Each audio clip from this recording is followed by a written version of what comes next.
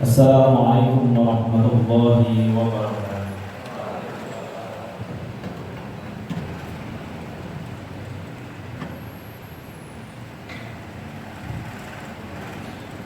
Innal hamdalillah nahmaduhu wa nasta'inuhu wa nastaghfiruh wa na'udzu billahi min shururi anfusina wa min sayyiati a'malina. May yahdihillahu fala mudilla lahu wa may yudlilhu fala hadiya lahu. Asyhadu an la ilaha illallah wahdahu la syarika lah wa asyhadu anna Muhammadan 'abduhu wa rasuluhu la nabiyya ba'dah. Allahumma shalli ala Muhammad wa ala ali Muhammad kama shallaita ala Ibrahim wa ala ali Ibrahim fil 'alamin innaka Hamidum Majid. Fa ya ayyuhal hadirun usini wa iyyakum bi taqwallah faqad fazal muttaqun.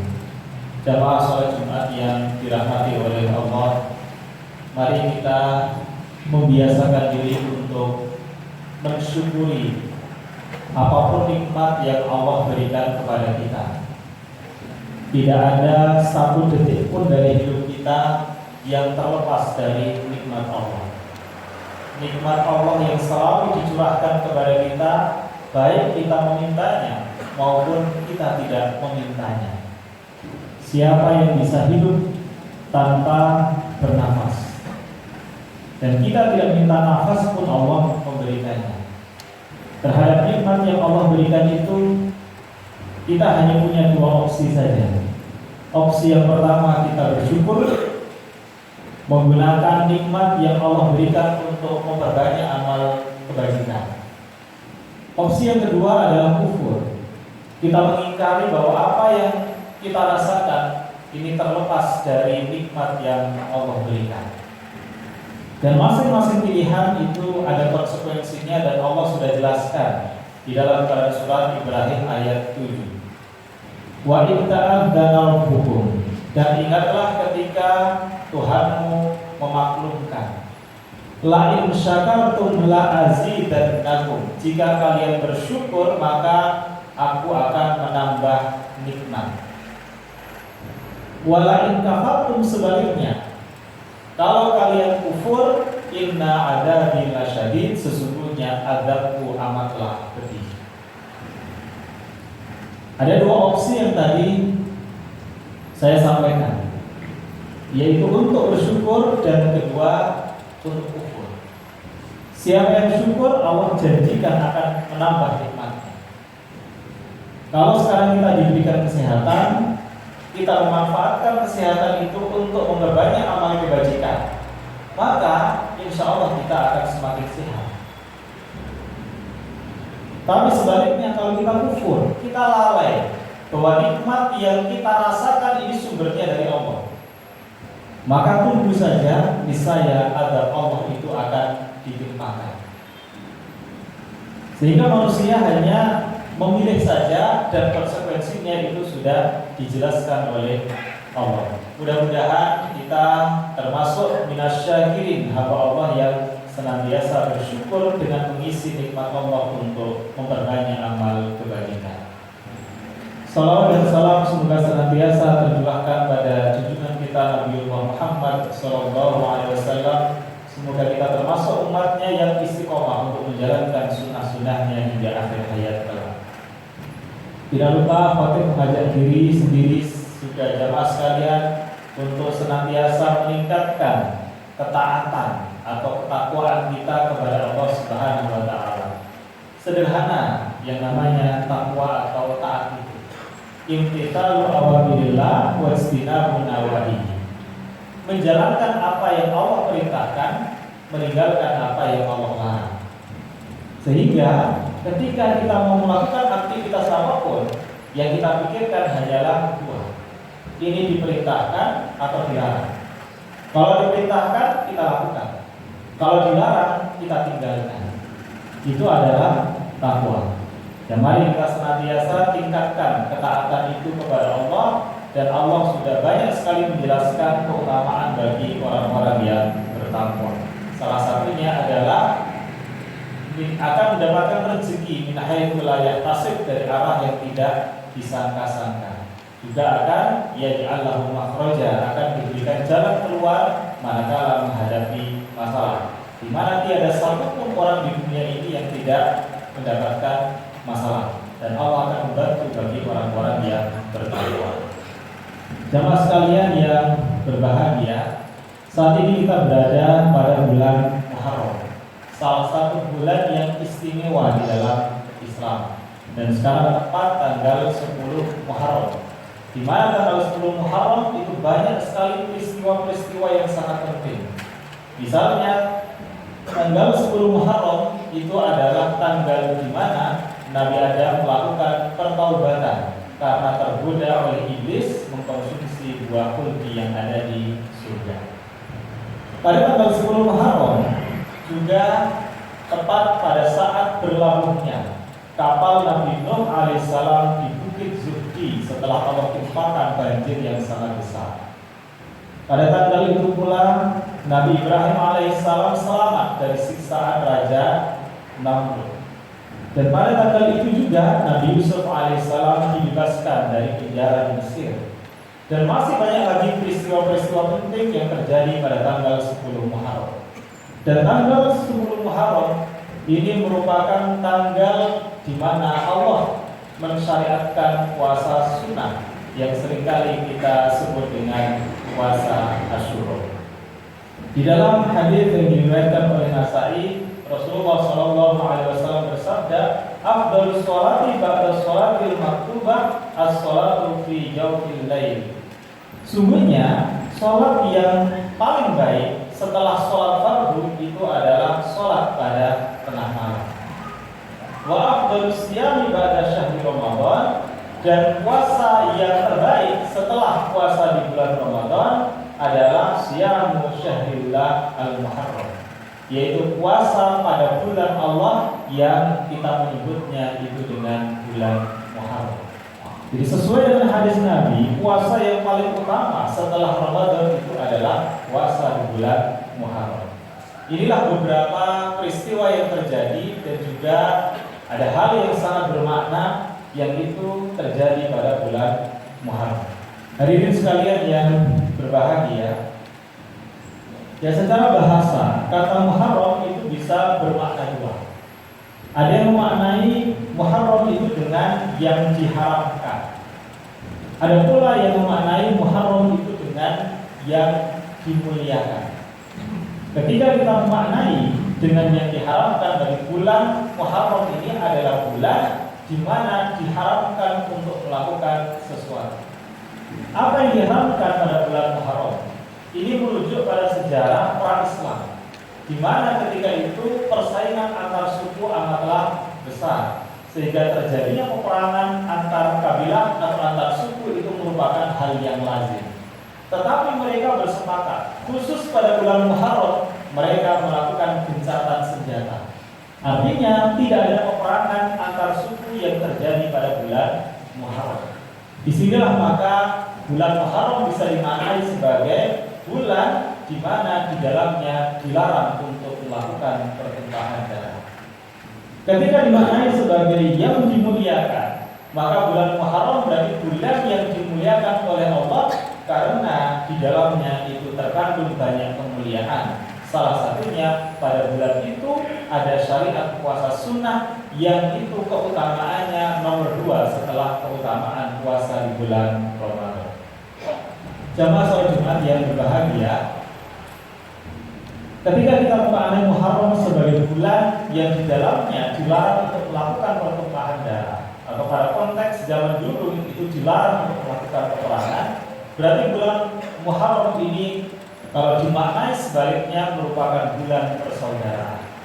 Dilarang berperang, tapi diperintahkan untuk mempererat persaudaraan, yang biasa di dalam bahasa Arab dikenal dengan istilah ukhuwah. Kalau kita cermati di dalam kamus bahasa Arab, kata ukhuwah ini berasal dari akar kata akho yang artinya memperhatikan.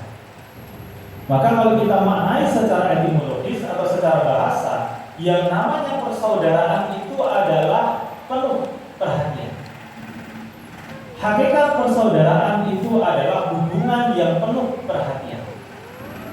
Ketika kita merasa bersaudara dengan orang lain, tetapi kita tidak penuh perhatian dengannya, maka berarti itu bukan merupakan persaudaraan dalam makna yang hakiki. Ketika kita mengaku bersaudara dengan orang-orang yang sedang dalam keadaan miskin, tetapi kita abai dengan mereka, tidak penuh perhatian terhadap orang-orang miskin, berarti kita belum bersaudara secara hakiki dengan orang-orang miskin. Ketika kita punya tetangga yang sedang membutuhkan bantuan, tetapi kita abai atau kita cuek, berarti pada hakikatnya itu bukan merupakan persaudaraan yang hakiki. Kenapa? Karena di dalamnya tidak ada perhatian. Nah, dari akar kata itulah maka persaudaraan itu mensyaratkan adanya hubungan saling memperhatikan satu dengan yang lainnya. Ya, biasanya persaudaraan itu atau saling perhatian itu muncul karena adanya al-musawah atau persamaan suku, maka merasa menjadi bersaudara karena di suku yang sama.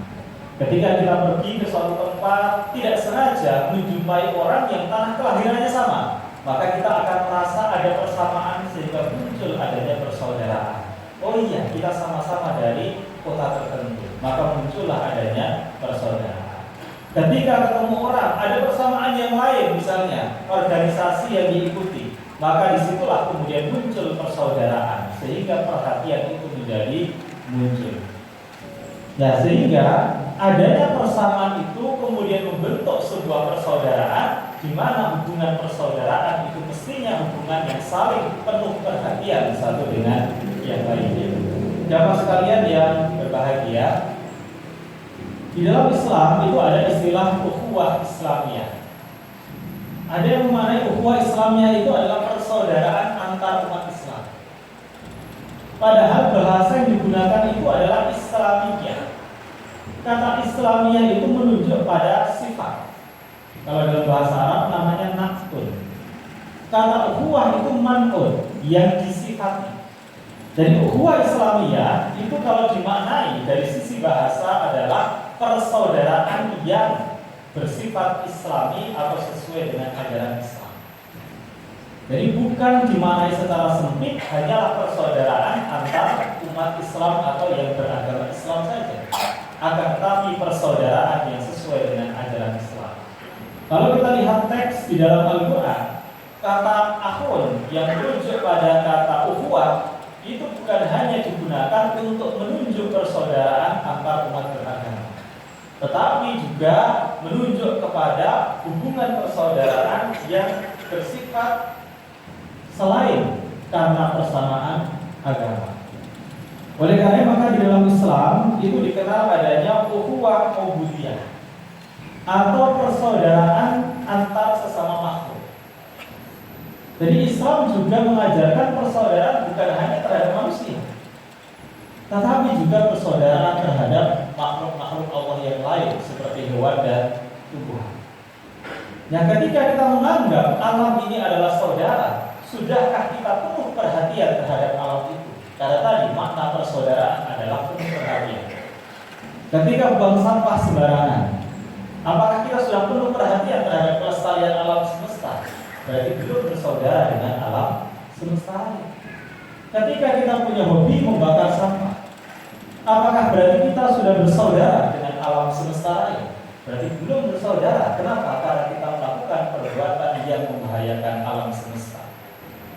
Ya, di tengah sekarang tempat pembuangan akhir dari sampah ini ditutup karena memang sudah penuh, maka mestinya kita tetap memperhatikan bagaimana kita untuk mewujudkan persaudaraan yang penuh perhatian itu baik kepada sesama manusia maupun pada alam semesta, sehingga kita tidak memperlakukan sampah itu yang membahayakan kepentingan manusia lain atau membahayakan kelestarian dari alam semesta lain.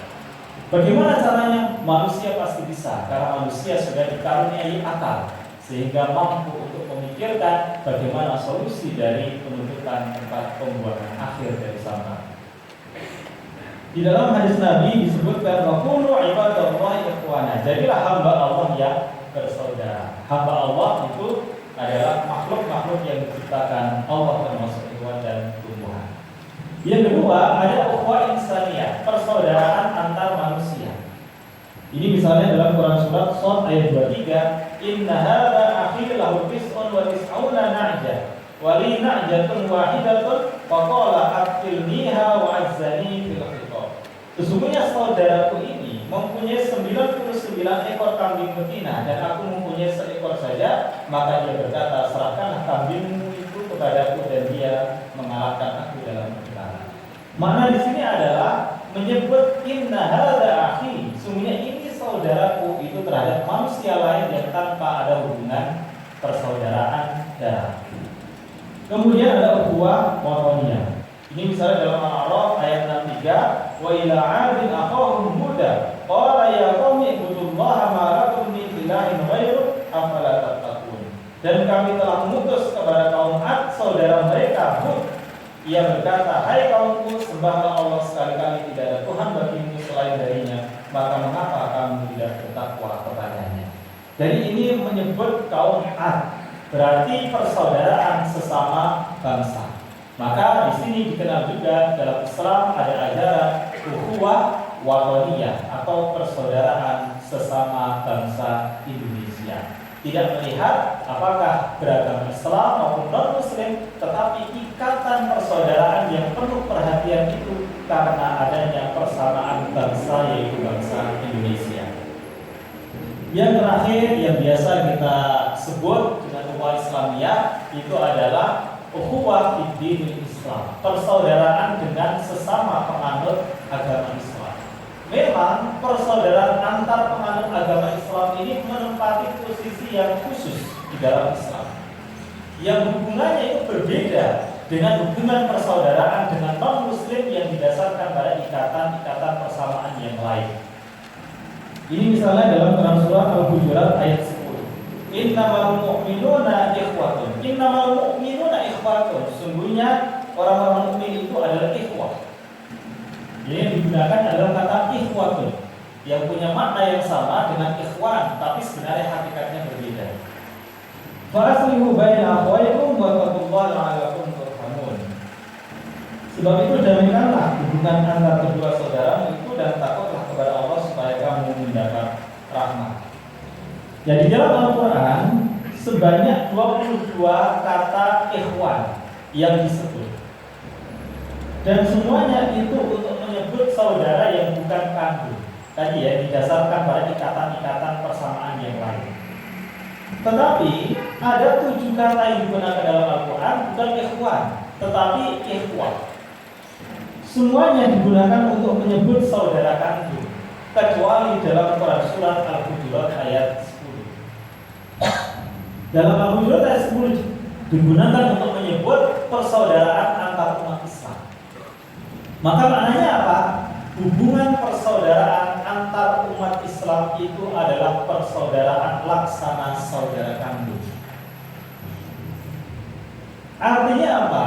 Ketika kita bersaudara dengan orang yang memang berasal dari kandungan yang sama, maka tentunya akan berbeda rasanya dengan hubungan persaudaraan dengan orang lain. Ketika ada anak kita, adik kita, kok sholatnya belum baik, maka tergerak bagi kita untuk mengingatkan agar sholatnya diperbaiki. Kenapa? Karena sama-sama ingin masuk ke dalam surga. Jadi hubungan persaudaraan adalah hubungan di mana kita mengajak kepada saudara kita untuk bersama-sama masuk ke dalam surga. Jadi hakikat persaudaraan kita sesama umat Islam adalah persaudaraan bagaimana caranya kita itu masuk surga secara bersama-sama. Makanya dalam Islam itu ada syariat dakwah Islamiyah, mengajak kepada orang untuk ketaatan kepada Allah. Dalam Quran surat Al-Asr misalnya, wal asri dan seterusnya, wa tawassaw bil haqqi wa tawassaw bis sabr, saling mengingatkan dalam kebenaran dan kesabaran. Untuk apa? Untuk masuk surga secara bersama-sama, karena hubungan kita sesama mukmin itu laksana saudara kandung. Dan demikian yang bisa saya sampaikan di dalam khutbah yang singkat ini. Mudah-mudahan ada manfaatnya. Barakallahu li wa lakum bil Qur'anil azim wa nafa'ani wa iyyakum bima fihi minal ayati wa dzikril hakim. Taqabbalallahu minna wa minkum tilawatahu innahu wal ghafurur rahim.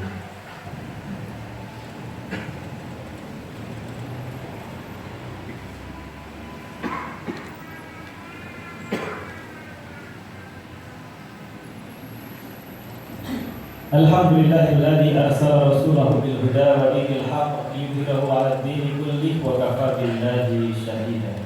Asyhadu an la ilaha illallah wahdahu la syarika lahu wa asyhadu anna Muhammadan 'abduhu wa rasuluhu la nabiyya ba'dahu. Allahumma shalli 'ala Muhammad wa 'ala ali Muhammad kama shallaita 'ala Ibrahim wa 'ala ali Ibrahim fil 'alamin innaka Hamidum Majid.